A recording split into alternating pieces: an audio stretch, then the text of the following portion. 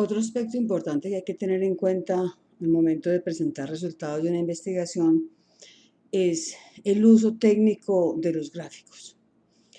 El diagrama de sectores o de áreas o el pastel, pues es un círculo, el tamaño, la cantidad de casos depende de la proporcionalidad a los 360 grados que tiene como tal el círculo. ¿Cuándo se debe usar? Cuando las variables son dicotómicas, como en este caso, o cuando son politómicas, pero ojalá de 4 o menos categorías. Porque si no, sucede que quedan un montón de rayitas seguiditas y hay que usar leyenda. Y usualmente los colores no se perciben bien. Entonces es mucho mejor utilizarlas solo hasta 4 categorías. Como digo acá, se deben evitar las leyendas adicionales. Este sería un ejemplo.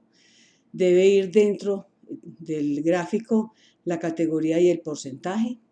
Debe estar el título sin leyenda, sin nada más, completamente limpio para que se favorezca la interpretación del dato, del gráfico.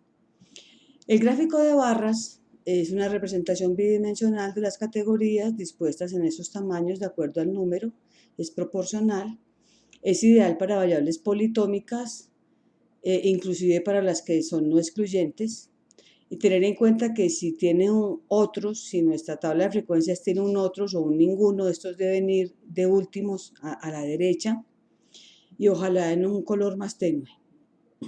Por ejemplo, así, país de los participantes, aquí tenemos estos, nos daba un otros, el 20% nos daba otros, aquí tenemos el 80%.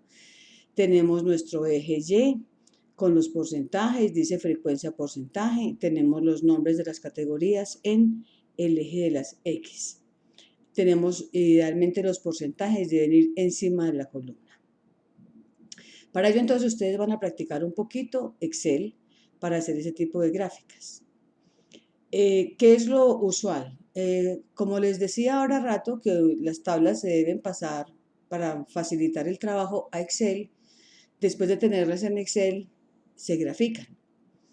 Siempre se debe graficar el porcentaje, es decir, esta columna pues se elimina la columna para que nos quede directamente la categoría y el valor, que es lo que señalamos para hacer la gráfica.